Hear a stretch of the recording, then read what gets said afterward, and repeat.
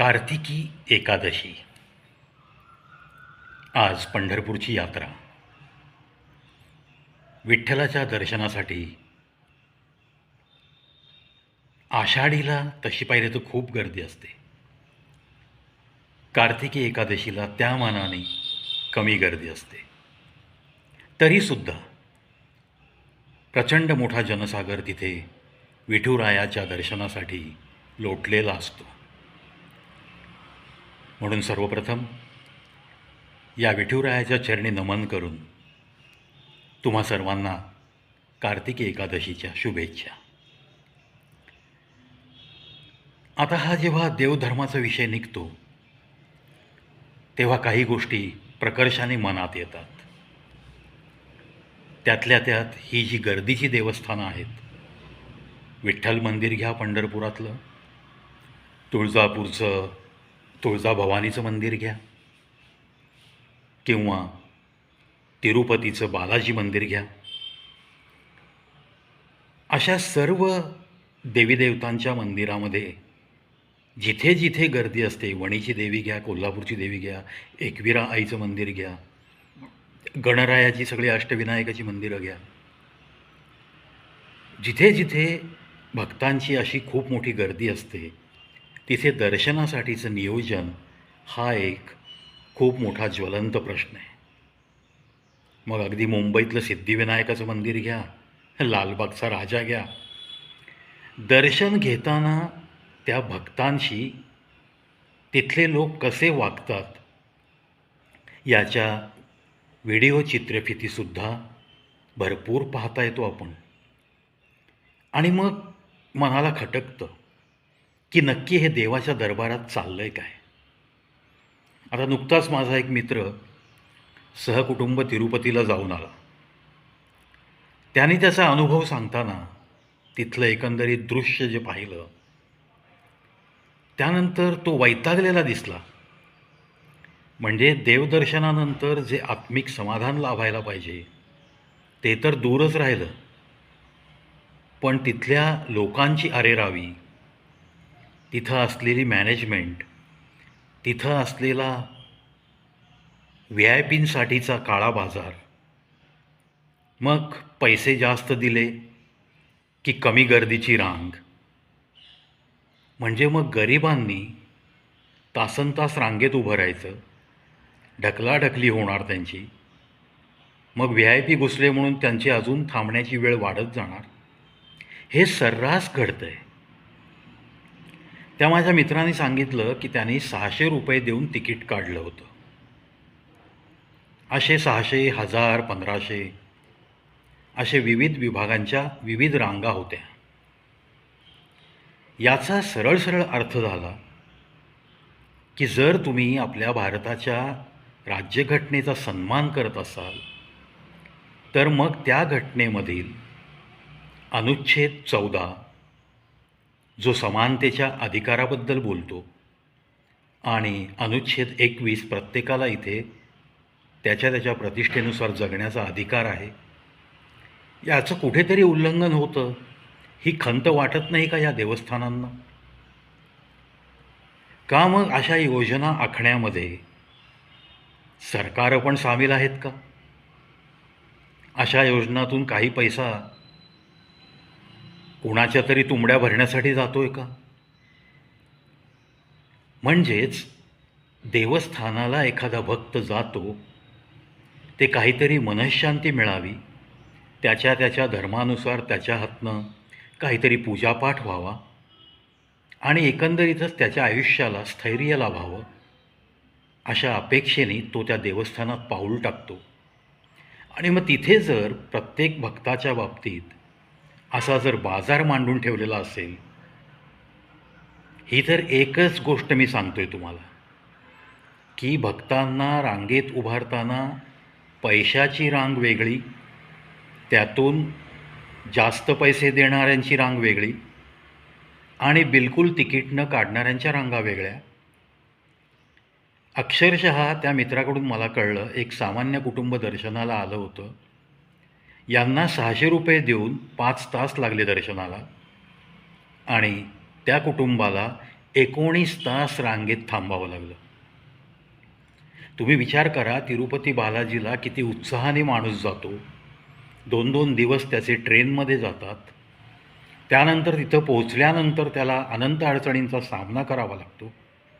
आणि मंदिरात दर्शनासाठी जर त्याचे 19-20 तास जात असतील, तर नक्कीच काहीतरी नियोजनात बदल करणं गरजेचं आहे. आता कोणत्या प्रकारे बदल करायचा हे त्या ठिकाणी जाऊन सर्वे करून जे कोणी एक्सपर्ट्स असतील त्यांनी अहवाल सादर करावा आणि त्या राज्याच्या सरकारांनी यामध्ये लक्ष घालणं फार गरजेचं आहे. आज कार्तिकी एकादशी, आज पंढरपुरात सुद्धा हीच गत होणार आहे. जो सामान्य वारकरी आहे, जो गरीब शेतकरी आहे, जो अतिशय कष्टाने साठवलेले पैसे, चला कार्तिकीला मला विठुरायाचं दर्शन घ्यायचे म्हणून खर्च करून येतो. प्रचंड गर्दी असते एस टींना. अशा या लोअर मिडल क्लाससाठी अशा तुमच्या महत्त्वाच्या देवालयांच्या ठिकाणी जर वर्षानुवर्ष होऊनसुद्धा एक आल्हाददायक व्यवस्था होऊ शकत नसेल, तर मग आपलं हे अपयश आहे असंच म्हणावं लागेल. खंत वाटते मित्रांनो, ज्या ठिकाणी आर्टिकल 14 आणि आर्टिकल 21चं उल्लंघन होतं, त्या ठिकाणी स्वातंत्र्यानंतर 77 वर्ष झाली तरीही या घटनेतल्या ज्या काही अधिकार आपल्या भारतीय नागरिकांना दिलेत त्याचं उल्लंघन होतच राहतं आहे आणि त्याच्याकडे जे कोणी जबाबदार आहेत ते कानाडोळा करत राहतात. हा झाला तिकिटांचा भाग. त्यानंतर येतो आस्थेचा भाग. आस्थेने कित्येक कुटुंबातील स्त्रिया या देवीच्या मंदिरामध्ये साडी, चोळी, बांगडी, सौभाग्याचं सर्व काही घेऊन, फूलमाळा घेऊन त्या देवीच्या दर्शनाला गाभाऱ्यापर्यंत जातात. गाभाऱ्याजवळ पुजाऱ्याने एक ताट ठेवलेलं असतं, त्याच्यामध्ये काही नोटा पडलेल्या असतात.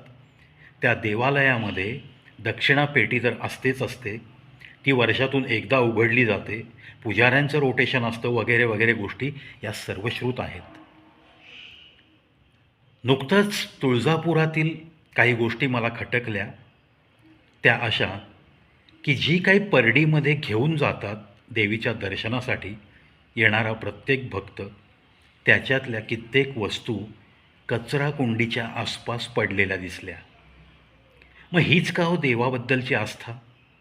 आणि आस्थेने जर एखाद्या भक्ताने त्या देवीला परिधान करण्यासाठी दिलेली वस्त्र ती जर अशी कुठे उकिरड्यावर पडत असतील किंवा पुन्हा रोटेशन होऊन ती त्या दुकानदारांपर्यंत पोचत असतील, तर मग ही शोकांतिका नाही का? तर हा मग धर्माचा अपमान नाही का? मग प्रश्न निर्माण होतो की त्या गाभाऱ्यातला देवसुद्धा हे सगळं अगदी निर्विकारपणे बघत असतो, त्याला या गोष्टी खटकत नाहीत का? आता काही भक्त म्हणतील, जे लोक हे करतात त्यांचं पाप त्यांना लागतं, देव त्यांच्याकडे बघतो. पण हे घडतंच कसं? धार्मिक आस्थेच्या बाबतीत अशी टिंगलटवाळी नक्की कोण करतं? याचासुद्धा विचार नक्कीच झाला पाहिजे. अन्यथा काय होईल? ही आस्था वगैरे आज हळूहळू कमी होत चालली आहे. वाढवण्याचा प्रयत्न चालला आहे काही लोकांचा, पण उलटं ती कमी होत जाणार आहे. कारण एक प्रवाह असा आहे लोकांमध्ये की हे देव वगैरे सगळं मानवनिर्मित आहे. पूर्वी धर्म होते का? पृथ्वीची उत्पत्ती कधी झाली? धर्माचं हे वेड कधीपासून आलं? या माणसांनी एकमेकात धर्मजातीवरून एकमेकांची वाटणी कधीपासून सुरू केली? ही मंदिरं कधी स्थापित झाली? वगैरे वगैरे हे प्रत्येक धर्माचा अवडंबर कसं वाढत गेलं याचा सखोल विचार करून तुम्ही कुठल्याही धर्मावर विश्वास ठेवा अशी परखड मतं व्यक्त करणारी माणसंसुद्धा या जगात भेटतात. आणि खरंच मग या देवस्थानाच्या इथे ज्या काही गोष्टी घडत आहेत, जो काही बाजार इथं दिसतो, जो काही इथे व्यापार दिसतो किंवा ट्रस्टींमध्ये चाललेला जो भ्रष्टाचार दिसतो, मग तो लाडूमधला अपप्रकार असो किंवा अन्य मार्गाने मिळणारं उत्पन्न असो, कॅश मोजतानासुद्धा जर CCTV असूनसुद्धा गैरकारभार होत असेल, दागदागिनेसुद्धा जर लंपास होत असतील आणि पुजारी लोकांच्या घरातलं सोनं दरवर्षी किलोनी वाढत असेल तर नक्कीच कुठेतरी पाणी मुरतं आहे.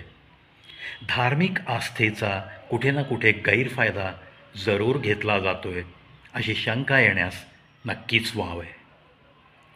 मित्रांनो, कार्तिकी एकादशी आज उपवासाचा दिवस. नक्कीच एक चांगला प्रकार. हा उपवास का करावा याच्याविषयीसुद्धा एक शास्त्रीय माहिती आहे.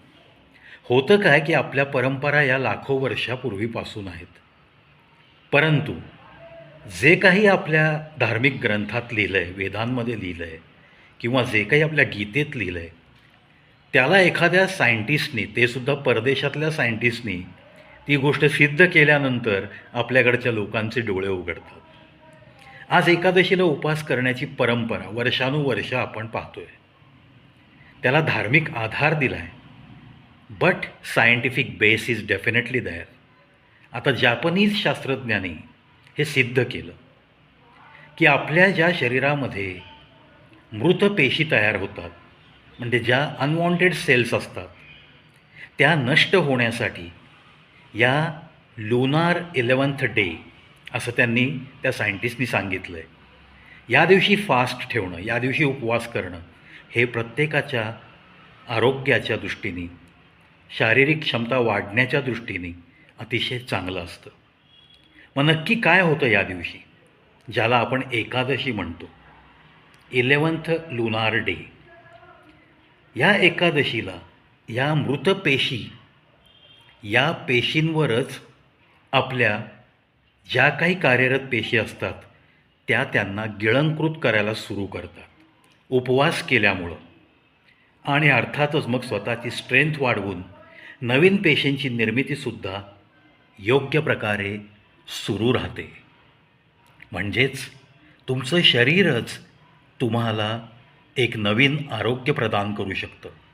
यासाठी हा उपवास scientifically it is the best thing as far as human health is concern असं जेव्हा सिद्ध होतं तेव्हा माणसांना आपल्याकडच्या परंपरांचा अभिमान वाटायला लागतो.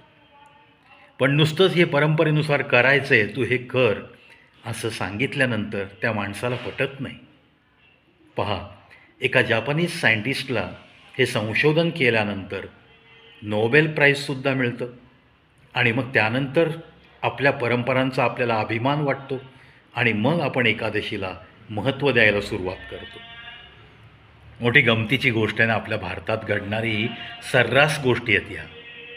आपल्या परंपरांना, आपल्या सणवार, जे काही आपण त्या वेळेस खातो, या सगळ्या गोष्टींना काहीतरी एक शास्त्रीय आधार नक्कीच आहे. मग शास्त्र म्हणून ऐकण्याची मनोवृत्ती नव्हती, म्हणून मग त्याला धार्मिक आधार देण्याची सुरुवात झाली असावी, असा माझा एक अंदाज आहे. म्हणजे जर तुम्ही हजारो वर्षापूर्वीची मानवी वस्ती याचा विचार केलात तर अशा घटना घडलेल्या असाव्यात. असो, पुन्हा एकदा कार्तिक एकादशीच्या लाख लाख शुभेच्छा. आणि आजचा हा व्हिडिओ तुम्हाला कसा वाटला याविषयी नक्कीच कॉमेंट बॉक्समध्ये हा प्रवी तुमची वाट बघतो आहे. पाहत राहा, ऐकत राहा कवी प्रवी शो यूट्यूब चॅनल. अशाच विविध विषयांसाठी भरपूर माहिती देणारा हा एकमेव चॅनल, जागतिक विक्रमवीर प्रवी फ्रॉम सोलापूर.